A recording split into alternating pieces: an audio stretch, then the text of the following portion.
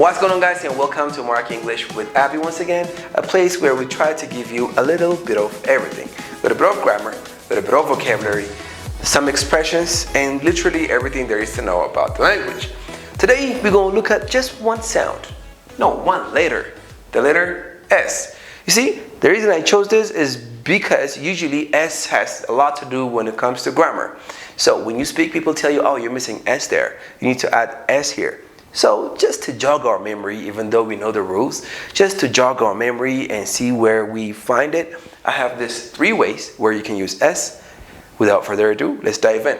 So the first one is S. So we have S and we add it with nouns. Well, nouns are names, right? But it's not so simple because some of the nouns are countable, some of them are not. For example, water, you don't count water, so the chance of you saying waters is almost 0, even though there are some exceptions. Work is another exception. You don't say I have a lot of works, you say I have a lot of work. Sometimes you can read it on a poster saying metal works or something works. The reason I told you that is to remind you, you never have to say never because there are always exceptions. A lot more words like this are not countable. But there are words we can count and we're sure. For example, car. Car is countable. 1 car, 2 cars, 3 cars, 4 cars. So we have to add S. What does it do? It makes it plural, of course. It tells us that we are talking about more than 1 car. There are many. So dog, dogs, chicken, chickens. You have to add S. Especially when you say, I like. So the first one, I like chicken or I like chickens. What do you think? Okay, if you say, I like chicken, it's possible, but you're saying that you enjoy eating chicken, okay? It's not 1 chicken, it's not 3 chicken, you just like chicken. So I like chicken, I enjoy eating them. But if you say I like dog, it could also have the same meaning, so you have to be careful. We don't like eating dogs, we just like watching them, we like petting them, we like to be around them. So I like dogs, okay? I like cars. Same goes here. If you want to ask someone a question, you don't say, do you like a car or do you like a car? You always have to add S. And do you like cars? Of course, if you're talking about something that's countable. If it's food, do you like chicken? Do you like burger? Okay? If it's food, you don't need S. But apart from that, you can say, do you like this? Do you like that? So yeah, what kind of cars do you like? Not what kind of a car or car do you like? So be careful here. The other place is when you say many. Again, when we say many, we are talking about things we can count. 1, 2, 3, 4.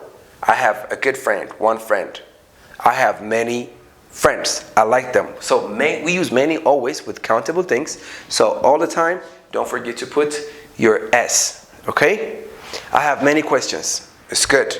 But if you say I have too many questions, again, you have to add S here. The only difference between many and too many is too many, it means you're annoyed, okay? You're annoyed, all right? That's just so much. You make many grammatical mistakes. I'm not mad about it. I'm just telling you that the mistakes are there and it's just not one. But if I say you make too many mistakes, I'm annoyed now, man. Like your mistakes are too much. I just don't like them. Oh, let me show you something else right here real quick. 1, 2, many. This is actually very interesting. 1 too many. Let's talk about 1 too many. Sometimes, even though they're good things, you don't want to hear them over and over again.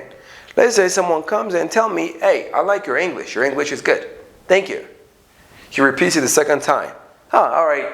Thank you. 3rd time. Fine. All right. Thank you. The 4th time is what annoys me. So I can say, man, that's 1 too many compliments. 1 too many compliments. Okay? My wife is with me. She's going somewhere. And she looked at someone, maybe a guy, and she smiled at him once. I'm thinking she's polite, and it's okay. We took some steps. She turned around, and she smiled at him. Hey, stop. That's 1 too many smiles, all right? So I just don't like it.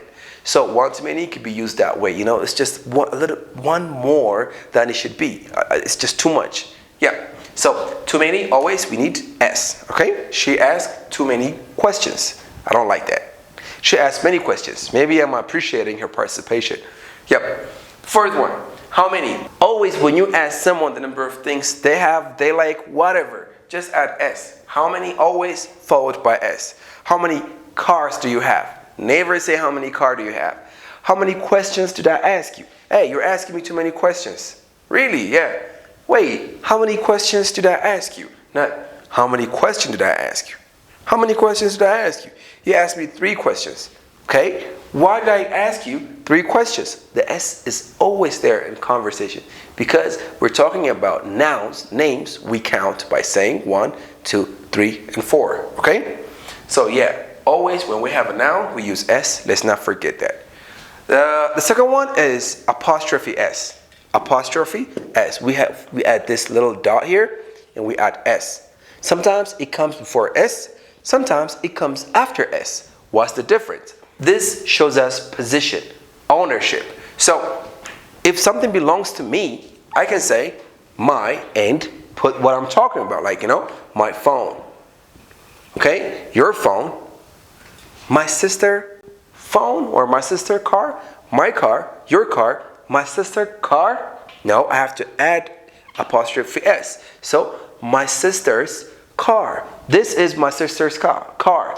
Where are you going? I'm going to my sister's house. Not I'm going to my sister's house. Here, the apostrophe S is showing me the car or the house you're going to belongs to your sister. My sister's house. Okay? Wait, is this your sister's house? Not, is this your sister's house? Okay? Good. So whenever you have position, you add S. But what if I have 3 or 4 sisters and they have one house? The first one is I have one sister and this is her house. Okay? This is my sister and this is her house. So I can say this is my sister's house. You see, I have one sister and the apostrophe S comes to show us position. So this is my sister's house.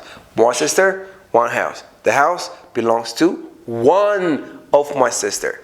But what if I have 2, 3 sisters and they all have one house?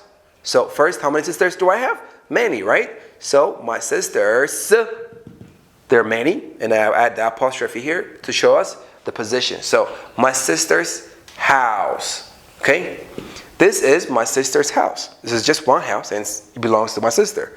But if the houses are too many, you can say these are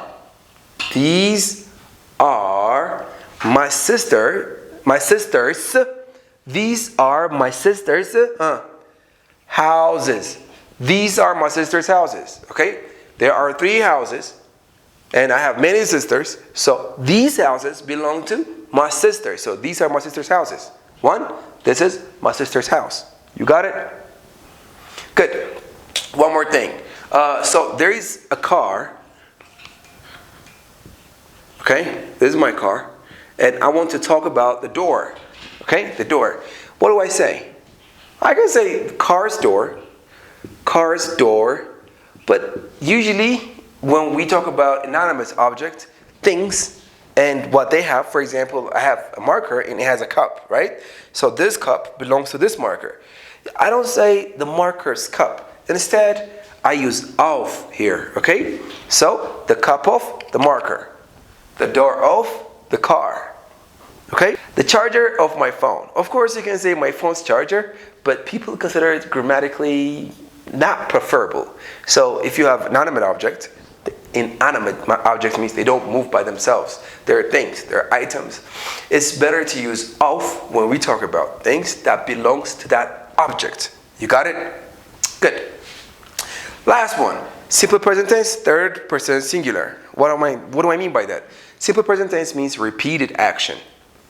Repeated action. Something that you did before, you're doing right now, and you will continue to do in the future. For example, what you do for a hobby. What do you enjoy doing in your free time? Swimming. You swim. When? Before, right now, and in the future. When I'm stressed out, I like to go for a long drive. I go for a long drive. I drive. Okay, I drive. When? Past, present, future. So this is perfectly fine. But if your subject is she, he, it, which is third person singular, he, she, and it, you have to add s. For example, I have I and she here, right? I work, I read, I drive, right? But if my subject is he, she, or it, which is third person singular, we don't have to forget to add s. So I say she works, she reads, she drives. But it's only for a positive sentence. If it's negative, she doesn't work. Okay? Where did our s go? It's right here. So we don't have to add extra s, okay? She doesn't work. She doesn't read. She doesn't drive. Same goes for a question. If you have a question, does she work? Now you have a question mark. Does she work? So again, we have our s here, so we don't add s in work. So whenever you have a repeated action, which is in the present, and your subject is he and she and it, don't forget to add your s next to the action. Okay? Good. I hope you understand it, guys. Again, like it's just to jog your memory and remind you not to make any of these mistakes. Till I see you next time, take care of yourself. This is Mark English with Appy once again with another video. Till I see you next time, one guys.